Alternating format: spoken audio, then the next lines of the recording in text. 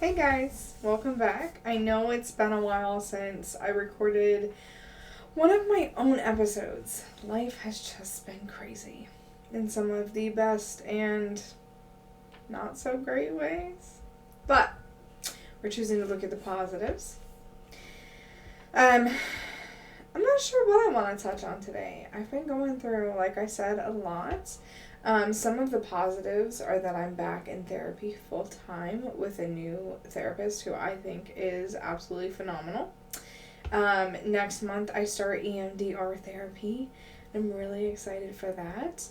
I recently started hypnotherapy, and that was incredible. I was able to go back in my timeline and comfort and kind of put to rest some pain from my childhood.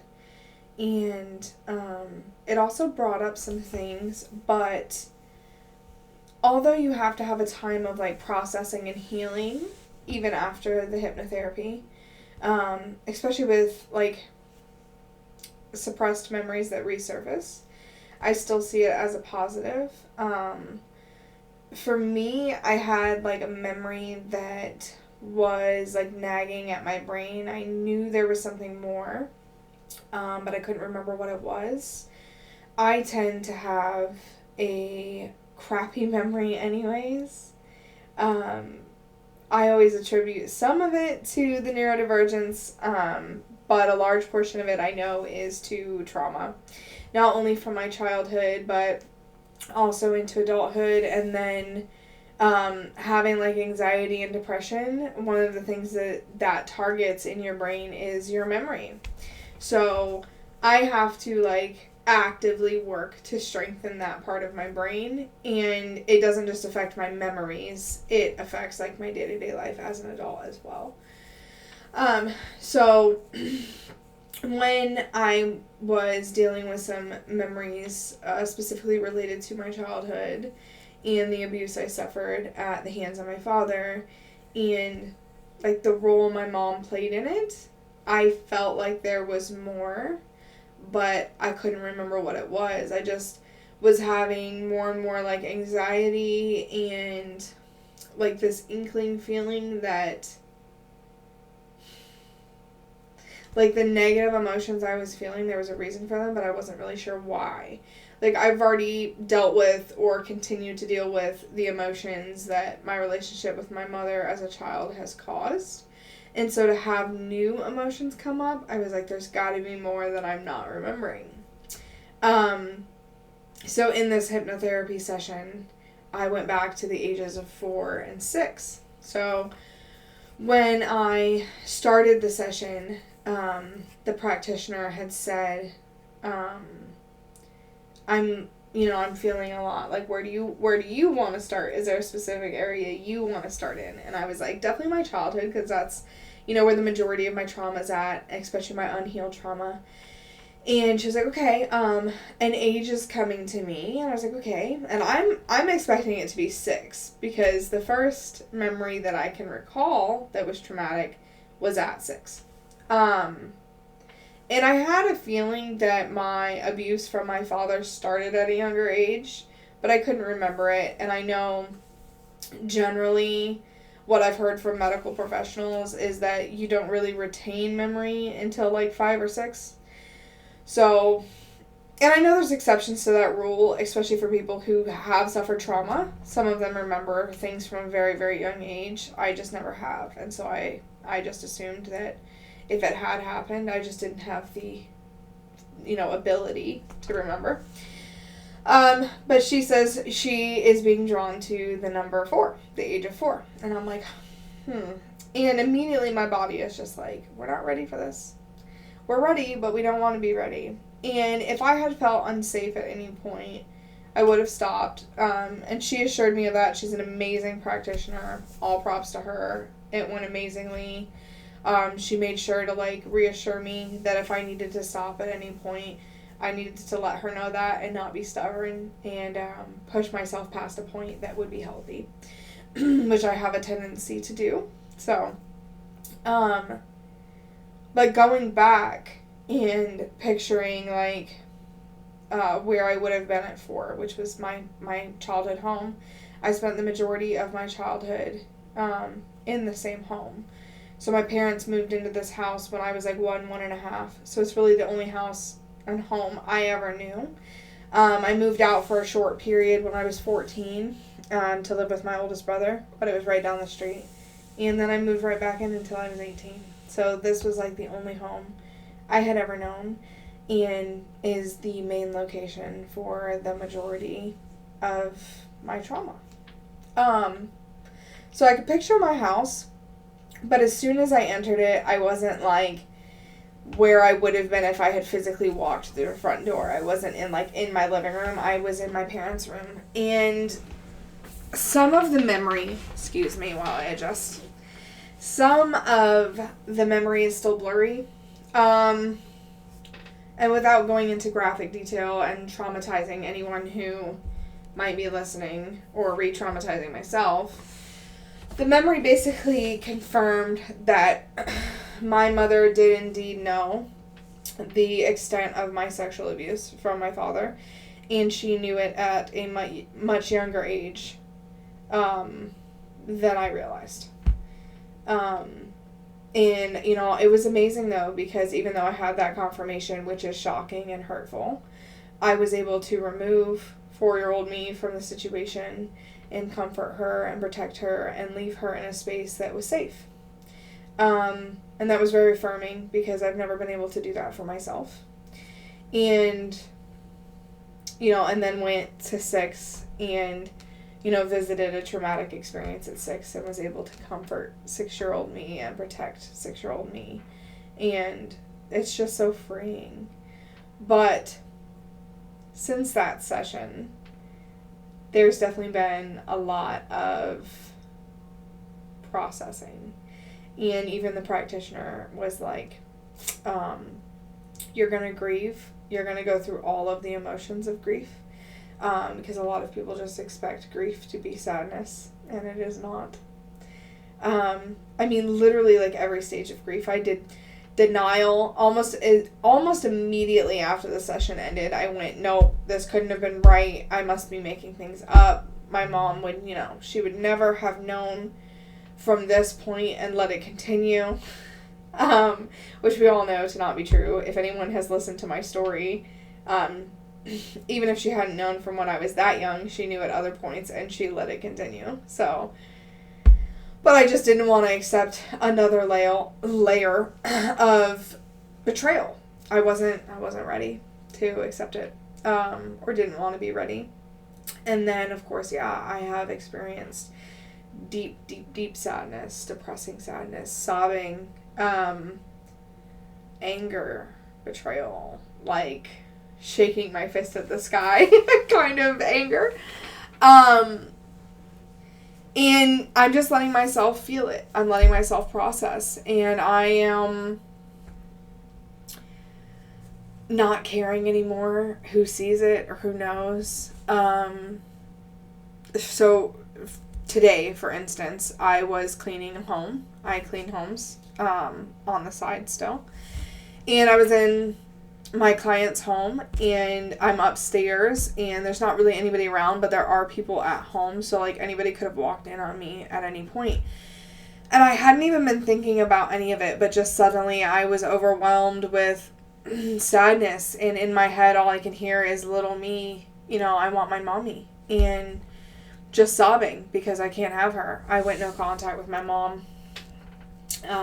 November of last year, I've shared that part of my story. And I've had contact with her actually a couple times since for necessary things, very brief interactions. And it's really hard. I've never lost somebody to death that was extremely close to me. So I've never lost anyone who died very close to me. So I can't speak as to what that experience is like. Or what that grief is like. But it has been so hard to know that I've lost my mother and she's still alive. That the ball is in her court, so to speak. We could have a relationship if she would heal, if she would apologize, if she would be held accountable. Maybe.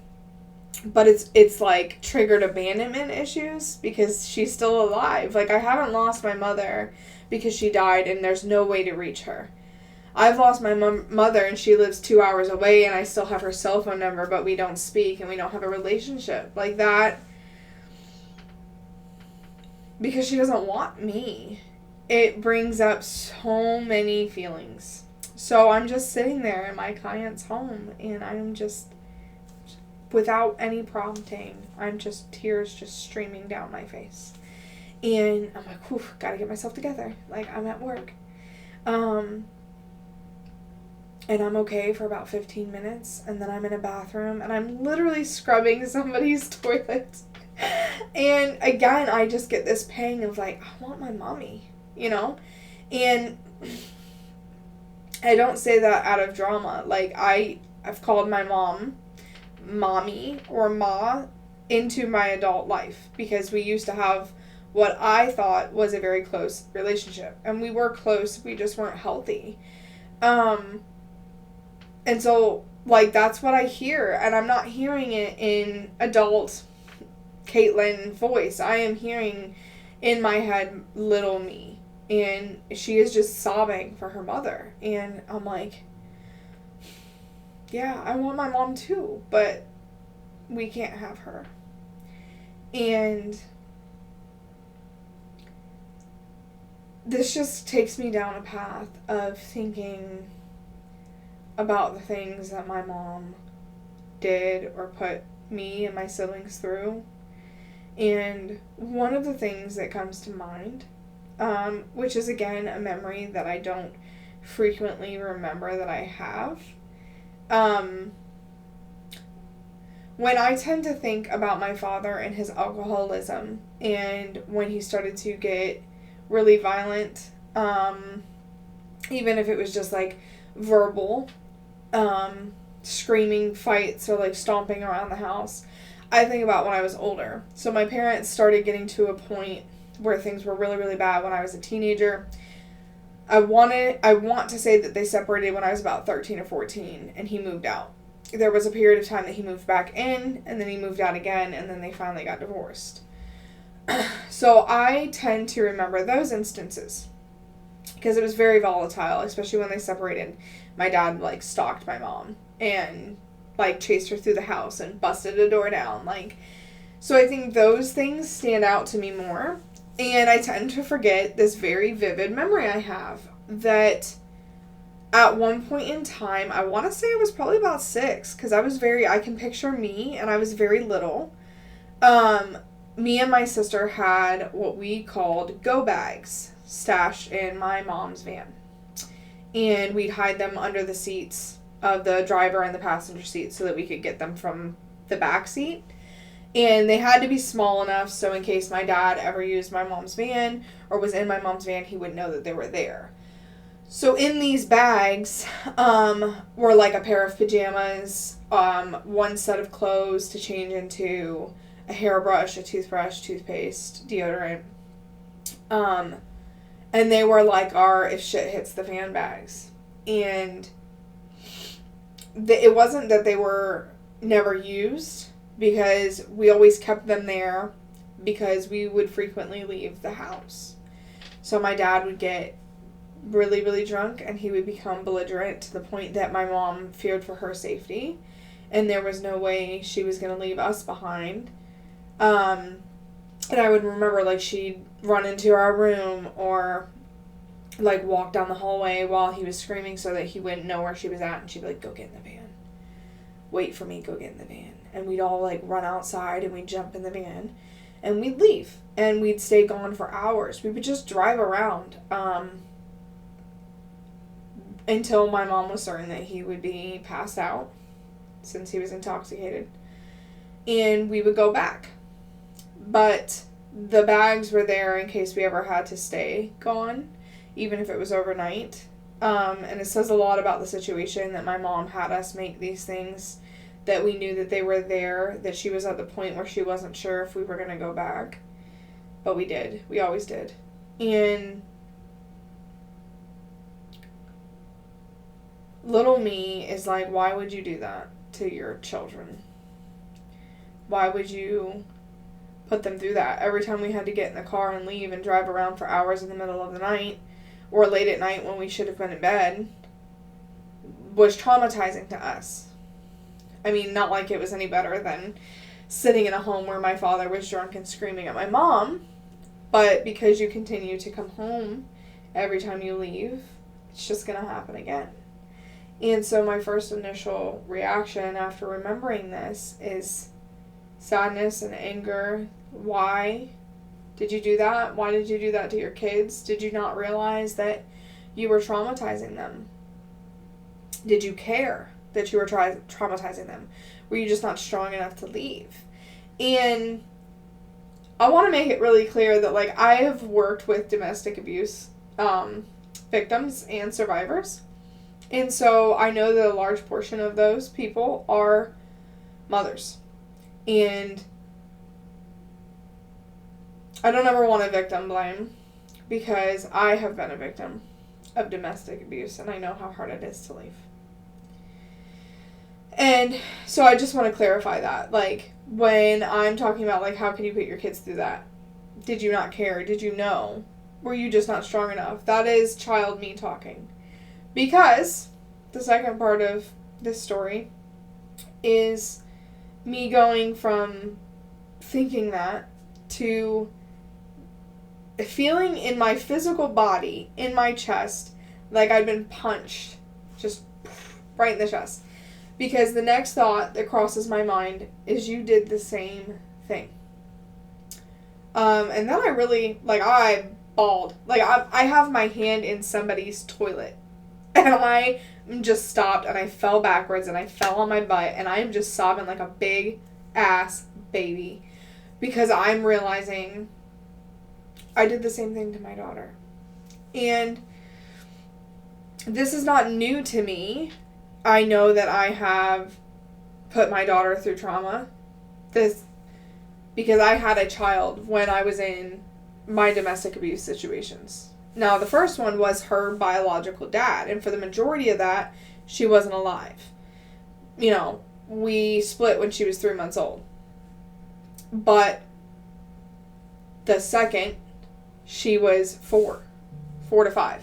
And I know that she remembers, and I know that it still has an impact on her.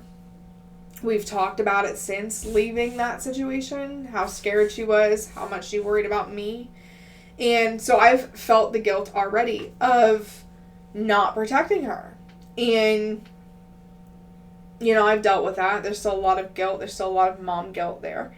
But in this moment, I'm realizing that I have specifically done this exact thing. Not as much, so not specifically, but getting in the car and driving because you don't want to be in this situation that you're in, or because your partner was yelling at you. That I have done. My daughter's never had a go bag.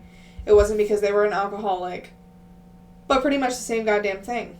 So when I was with my most recent ex, in that domestic abuse situation, with not only him, but his other partner, because we were polyamorous, who at one point was my partner as well, there were numerous, I want to say about 2 or 3 times, that my fight or flight would kick in, and so I would want to get in my car and drive, and even if it was just to park somewhere, I would want to get away from the house, remove myself from the situation, and so of course my daughter would come with me.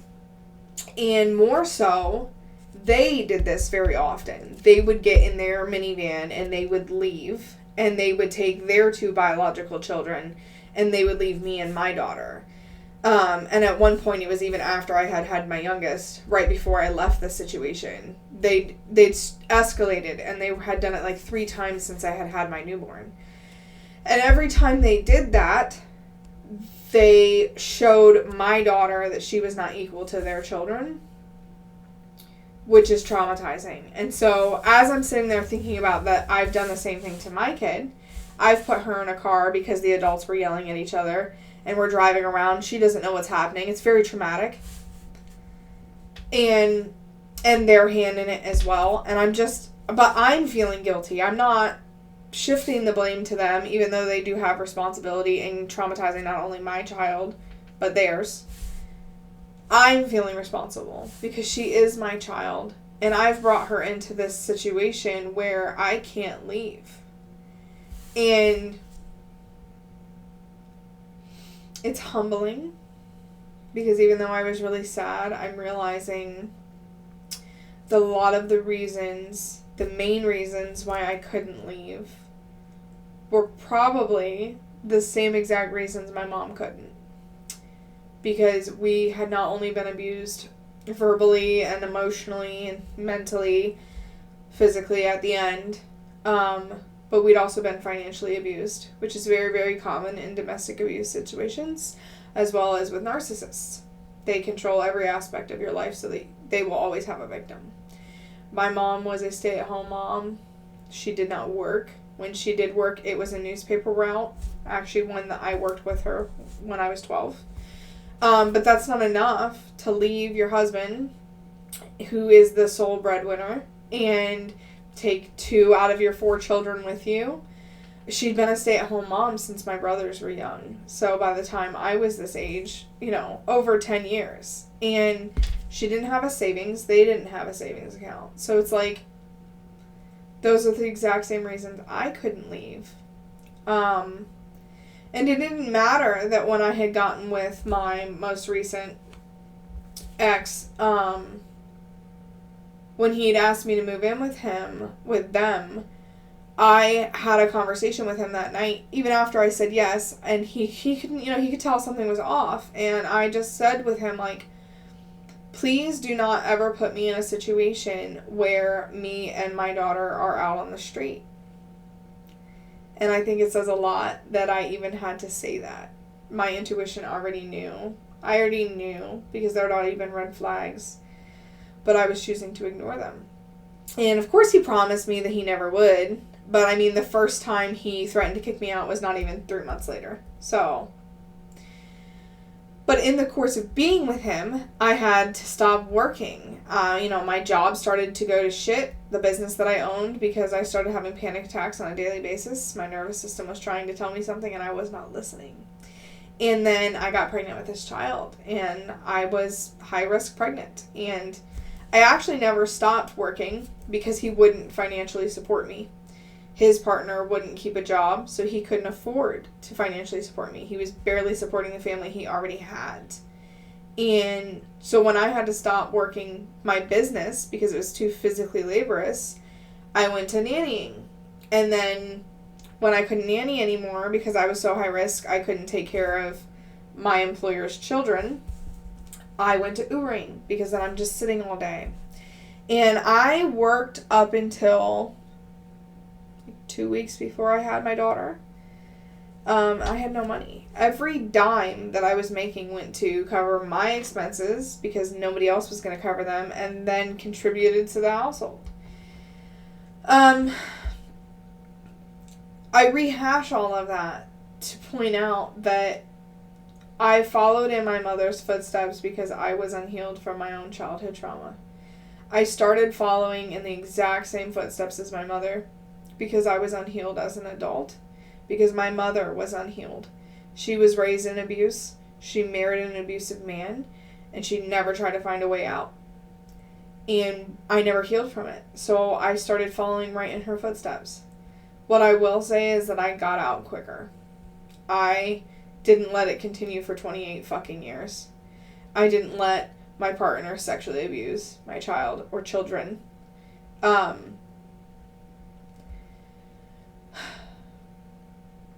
My daughter was traumatized because of the abuse she's seen me have to endure.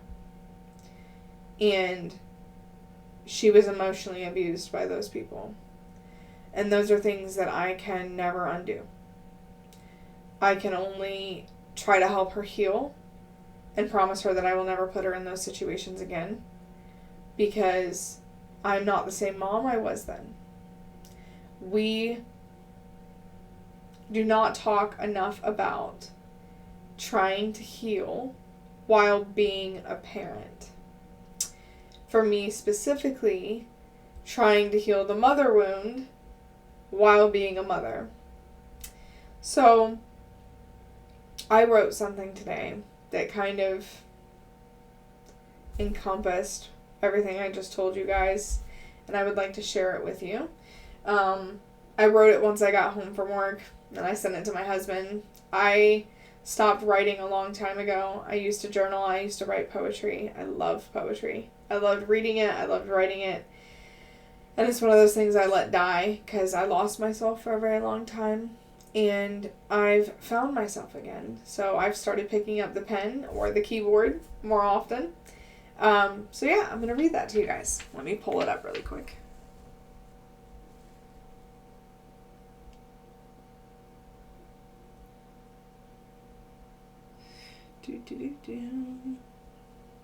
So it is titled Healing Mother Wound as a Mother, and it is as follows. This wound is one I never expected. Kneeling in a client's bathroom as tears suddenly swell in my eyes, the only thought I can hear is, "Mommy, I want my mama." I can't even say mama out loud right now without my throat closing. I think back to having go bags in the car for nights Papa was out of control. Night after night, never knowing if we would come home. How did she put us through that? Why couldn't she see what it was doing to us? And then it hits me. I have done the same thing to my daughter, taken her along on the ride of my abuse.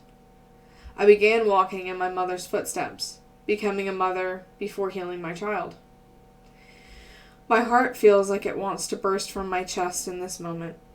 Now the pain of a mother and not of a girl. I'm so sorry I did to you what was done to me. But Mommy is here. Mommy got on the right path. Nay, the damage cannot be undone. Still, I will do for you what was never done for me. I will heal and be better for you. And for me.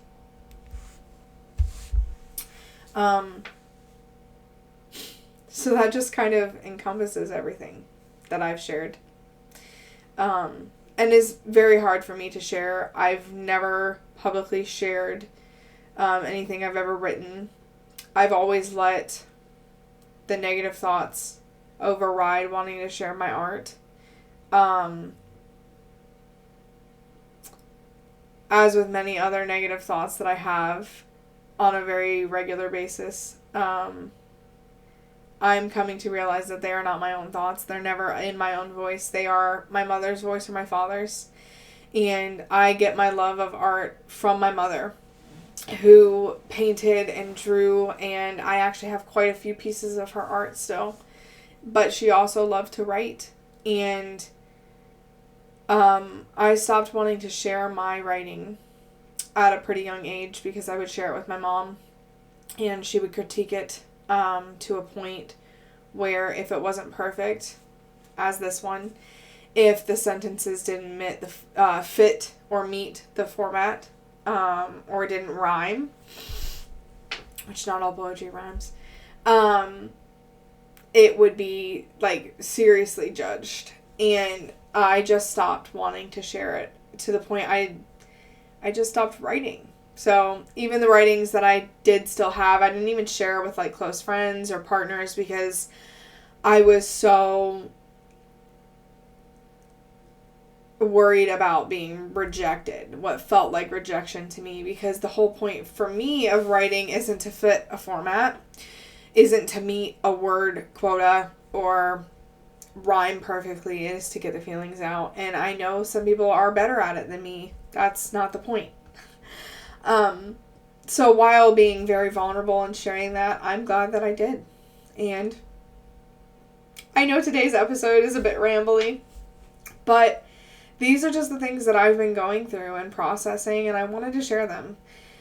It might seem like the whole point of the podcast is healing, and I know I've said it multiple times that healing is not linear, and I hope that today is just a testament of that.